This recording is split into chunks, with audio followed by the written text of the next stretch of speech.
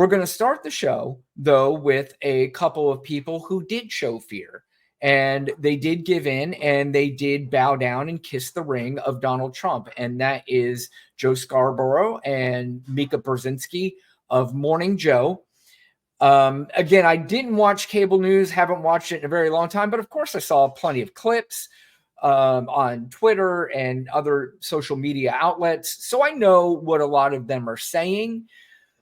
And during the time leading up to the election, Joe and Mika had a lot to say. I mean, they were very anti-Trump, and they were doing everything that they could to try to get either Kamala Harris elected or make sure that Donald Trump did not get elected. And they had some very strong words for the ex-president. If you go back to the 2016 election, Mika and Joe and Donald were apparently close, and they were friends. And that's why Donald would come on the show, and he would they would have direct access to him to interview him and to be on the show. And once they started saying negative things about him, he stopped going on the show. That's just who Donald Trump is. He is a very sensitive, snowflake-ish kind of man. Like, if you say good things about him, then you're allowed in his circle for a whatever time period he allows you to be there. If you say anything negative about him, then you are not just, he's not just talking to you, you are shunned, and you are now the enemy. And if you are Donald Trump's enemy, he's going to want to come after you, and he's going to want to make you know that you should not be talking bad about me, and I'm going to make you know it.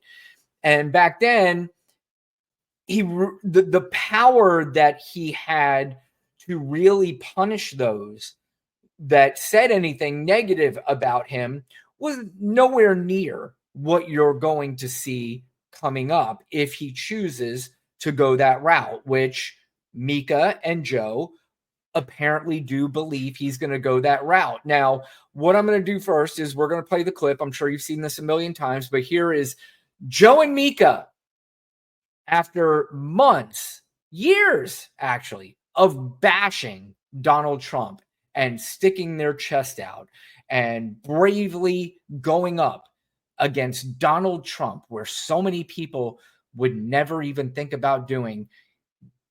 They would do it, and they were harsh in their criticism of Donald Trump. But here they were, surprising their viewers on Monday morning with this announcement. Week, Joe and I have heard from so many people, from political leaders to regular citizens, deeply dismayed by several of President-elect Trump's cabinet selections, and they are scared. Last Thursday, we expressed our own concerns on this broadcast and even said we would appreciate the opportunity to speak with the president-elect himself. On Friday, we were given the opportunity to do just that. Joe and I went to Mar-A-Lago to meet personally with President-elect Trump. It was the first time we have seen him in 7 years. Now, we talked about a lot of issues, including abortion, mass deportation, threats of political retribution against political opponents, and media outlets. We talked about that a good bit. First of all, I'm already offended by this ridiculousness because they're trying to come across as they went in to talk to Donald Trump with their chest out and said, Donald, didn't even call him sir. This is how they're trying to portray this, as if they came in and said, we're coming to tell you just exactly how concerned we are about the picks that you've made and what you're going to do for the future of this country. That is not why they went to go see Donald Trump. They went to go see Donald Trump because they are scared of him. They are scared of the retribution that is going to happen to them based on this upcoming administration. That's exactly why they went there. In fact, George Conway and a few other people had reported, sources close to them said that they are afraid of retribution. And again, look, if you're afraid of retribution, that's fine. But all the things that you said about Donald Trump, and if you felt like that was true, if you felt like if he were to win, because you knew that's a possibility, you're out of your mind if you didn't think that that was a possibility that Donald Trump could win this election, just like you're out of your mind if you didn't think it was a possibility Kamala Harris could win this election. And we're going to go over that in a little while. But this idea that they went in there with chest out and saying, you know what, we went to go sit down with him because we wanted to put him in check. You guys weren't putting anybody in check. He put you in check. You are now bowing down and kissing the ring of Donald Trump, just like everybody else that's associated with him. You know, the people who were strong, the people who actually showed strength are the ones who stand up to people, not the ones who are yes men and say yes and bow down and are afraid of the person that is potentially going to come after you. In fact, pretty much every book on authoritarianism says do not give in to the leader, especially right off the bat. You give in to the leader, you have already lost. And now we have two voices that were very harsh towards Donald Trump have given in to the leader. And we hope the dominoes don't fall from here, because if it does, then this country's in huge trouble. And you know what? Quite frankly, I wouldn't want anybody to bow down to any leader. I don't give a shit what side you're on. That doesn't matter to me. And I know it's almost impossible to get anybody to believe what I'm saying here. Everybody is going to associate me with Democrat, liberal, progressive, whatever stupid label you want to put on people. I am over the labels. I can't stand labels. I can't stand Democrats. I want to explain one very clear thing here. I don't need Kamala Harris to win. I don't need Joe Biden to win. I don't need a particular person to win an election. What I need are the people who are going to be better for this country and who are going to be the president for everybody, the person who doesn't threaten to jail his political opponents. And before you even get with me on, well, what about the Democrats doing what they did to Donald Trump? The Democrats had nothing to do with that. But again, these words that I'm saying do not matter. So I'm not going to waste a lot of time on this anymore, because in fact, I'm going to get into something as to exactly why I'm not going to get into this much anymore. But let's get back to the clip and I'll finish my rant. And it's going to come as no surprise to anybody who watches this show, has watched it over the past year or over the past decade, that we didn't see eye to eye on a lot of issues, and we told him so. What we did agree on was to restart communications. My father often spoke with world leaders with whom he and the United States profoundly disagreed. That's a task shared by reporters and commentators alike. We had not spoken to President Trump since March of 2020, other than a personal call Joe made to Trump on the morning after the attempt on his life in Butler, Pennsylvania. In this meeting, President Trump was tearful. He was up. Okay, actually, I mean, you get the point, you get the picture at this point. But here's what's even more irritating. This is a clip the next day of the aftermath of this announcement. And surely they had to have known something was coming. They had to have known that their viewers were not going to be pleased by this, because here's the deal. Regardless of what side you're on, if you felt like the other person was the danger to the country, and the next day that the people that you listen to every day were telling you he was a danger to the country, that he's a threat, that he wants to be a dictator, that he's a fascist, all this stuff. If you heard them the next day say, you know what, we're going to talk it out with them and just see how things go. I just want to let you know we were really tough with them. We scared them a little bit. I just want to let you guys know that. So please don't turn off your TV sets. Well, unfortunately, apparently, according to the ratings systems, that people did turn off their TVs after they made that announcement and have not gone back since. And I don't blame them. I'm glad to hear that, because quite frankly, I think everybody should turn off cable news anyway. Cable news is a detriment to this country. However, the alternative now are these unregulated unqualified podcasters who people are now getting their information from, which to me is way scarier. Now, if you're asking me, should I go with the cable news or should I go with the podcasters? Stick with fucking cable news. Don't go with the podcasters. Stay far away from podcasters who used to be a game show host for people who eat worms, or who is a bad comedian, or anybody that you just have never heard of before, that has never talked politics in their life, but now all of a sudden, that's where you're going to get your news from. These are the people you trust with your political life and news. That's where we're at now. And that scares the shit out of me. And TikTok, you're going to flip through TikTok and see a couple of TikTokers, and they're going to give you their opinion on politics. Quite frankly, I don't give a shit if you don't listen to me. I'm a small YouTube channel. You don't have to take my word for things. I never ask anybody to take my word for anything. You can listen to the words that I say, and then you can go research them later. There's a great line in Simon and Garfunkel song. They say people are hearing without listening. And that's what people are doing now. They're hearing things and taking it as truth without actually listening to what is being said and then following up with it and saying, wait a minute, is this really true? And you could find the truth if you want to, but now we live in a country where people do not care about the truth. They just don't. And I'm done trying to convince people to go look for the truth. I don't care if you do it or not anymore at this point. I truly don't. Think whatever you want. I don't care.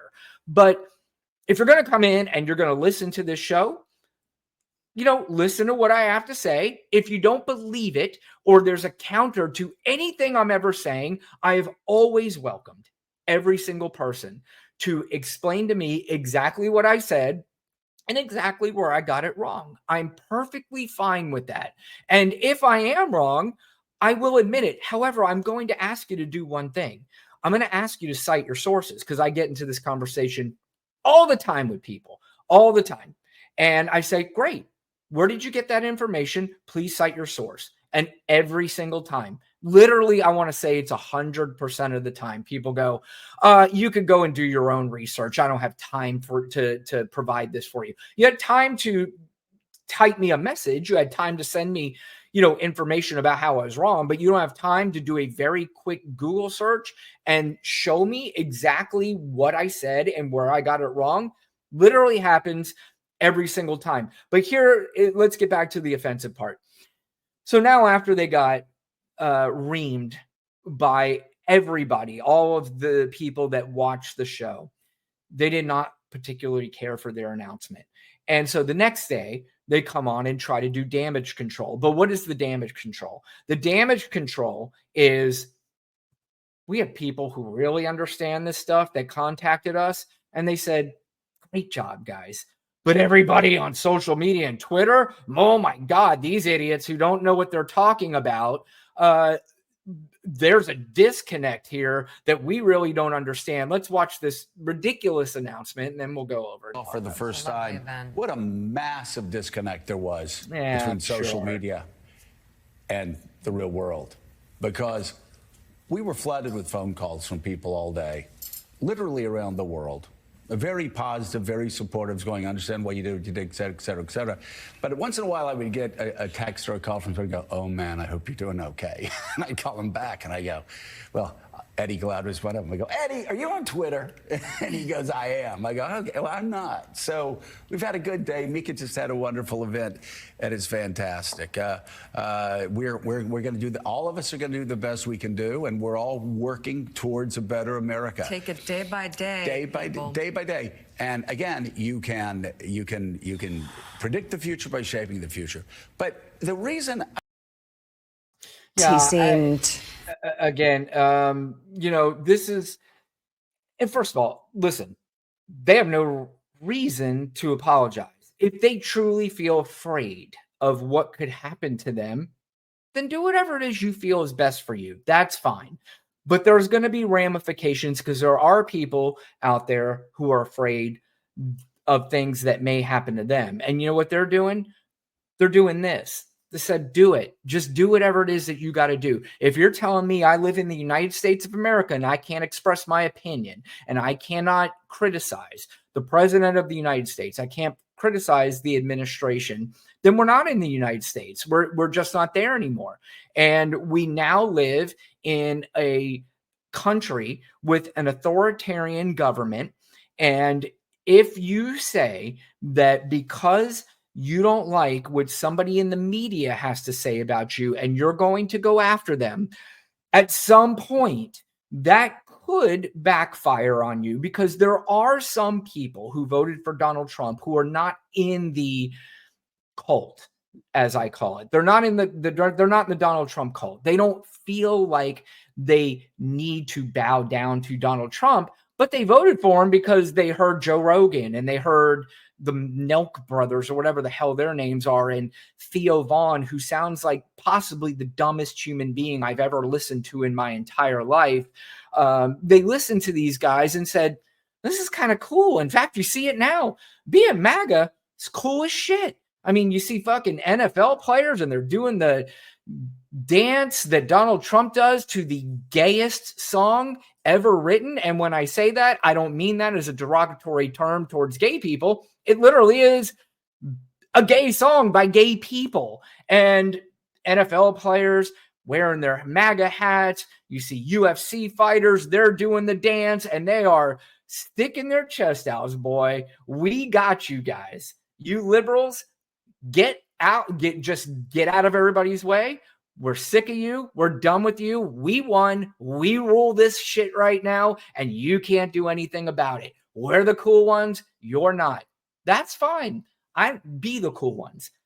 Please go through life being the cool ones. I want you guys to. I want you to take this in. I want you to celebrate it. I want you to be so happy about this victory that you can't even see straight. This is so great for you guys. One thing you're not going to get from me, you're not triggering me. I can 100% promise you that. You're not, there's no words or dances or anything that you can do where I'm going to go, oh my God, hey, when Donald's on. Do it. Have fun. This is a great time for you. In fact, we still even have a couple of months before Donald Trump is sworn in. And in these couple months, you can brag, you can celebrate, and you can tell everybody exactly what the future of this country is going to be now, because egg prices are going. I mean, my guess is, based on what I'm hearing, eggs are going to cost probably about 65 cents per dozen, which will be great. Gas prices will probably be somewhere in the $1.50 range, which is going to be awesome. I happen to work in the mortgage industry. I can't wait until Donald Trump takes this magic wand and makes interest rates 2 to 3%. I'm telling you, when that happens, the next time you see my podcast, when this happens, it's going to be in a mansion. It's going to be in the biggest house you've ever seen, because I'm going to make so much money when those rates go back down to 2-3% that maybe I'm going to do the dance with you guys. So if anybody out there, though, if you're a MAGA and you're watching this, if you could do me one favor, can you, just because I'm ignorant, believe me, I have gotten to the point in my life where I know nothing. I truly am an idiot. And everybody that voted for Donald Trump is way smarter than I am. I promise you that's how I feel right now, because that's how the people voted. And anything that I have said in the past, I have to go back and look and go, I don't know, dude. You sounded pretty confident when you were saying this stuff, but you seem kind of like an idiot now. And I'm denying, the things that Donald Trump was going to do. But apparently, all of this stuff's going to happen. So I'm going to ask everybody that voted for Donald Trump to educate me. I'm allowing you to educate me, because maybe in the past I was cocky about it and I was, over the top with my language. So I'm going to ask you guys to please educate me. What policy and what exactly does Donald Trump do to get our gas prices back in the $1.80, $1.90 range? What does he do to make private companies go in and lower their prices when generally the government has absolutely nothing to do with egg prices. But what does Donald Trump do to lower these prices? And most importantly, in fact, the other two, I don't even really give a shit about. What does Donald Trump do to make interest rates, him specifically, and what exactly does he do to make interest rates go back down to 2-3%? Some of you may say, well, it's not going to go 2-3%, maybe 4%. Is that it? 4, 5? Tell me what the rate's going to go to so I can plan for my future. So I can start saving up for my gigantic house. And, we'll all party together. Trust me, when it happens, I'll come to you and say, hey, man, where's the party? And can you teach me the dance? I want to learn the dance because being MAGA right now is super cool. It's just the coolest thing going on in the country right now. And look, I can't wait. But anyway, real quick, I want to go back to Joe and Mika. Big Bag Joe and Mika, who now are sitting down with Donald Trump and giving it to him and telling him, hey, guys, keeping an eye on you. Just want to let you know that this is Joe Scarborough. Here's a little montage of him talking about Donald Trump over the last few years. Time to sound the alarm. When is the time to start saying, well, does this look like Germany in 1932? This is not a reach. I could go back and talk about Nazi Germany, and I do it without any concerns whatsoever. And if people can't start drawing the parallels, well, you're just stupid, or you have your head in the sand, or you're one of them. We still have an electorate, 70 million plus, that will be voting for a man who said he was going to assassinate for treason the chairman of the Joint Chiefs because he didn't support him on January the 6th, who has said just in recent days he was going to execute Liz Cheney with a firing squad, 9 guns pointed and shooting at her face. A man who has said that he was going to shut down CBS because he didn't like how they edited an interview. A man who said he was going to be a dictator from day one. On Friday, we were given the opportunity to we saw this part already. So that was Big Bag Joe, and he was a tough talking guy. And now all of a sudden the talk seemingly has gone away. I mean, again, according to him, he went into Mar-A-Lago and expressed his concerns with Mika. And let's see how that goes, because Donald Trump is usually somebody that takes in a lot of what is told to him, and he considers a lot of things. He really sits down and he goes, you know what, maybe I should take into consideration that Joe and Mika are concerned. And I might change some of the things in my administration because they're keeping an eye on me and they're going to hold me to account. So again, I want to go back. I want to say, if they truly are afraid, then you know what? Do what you got to do. That's fine. But there are people who are afraid too, but they're moving forward and they understand how to deflect the playbook of the authoritarian government that seemingly Donald Trump and this administration want to do.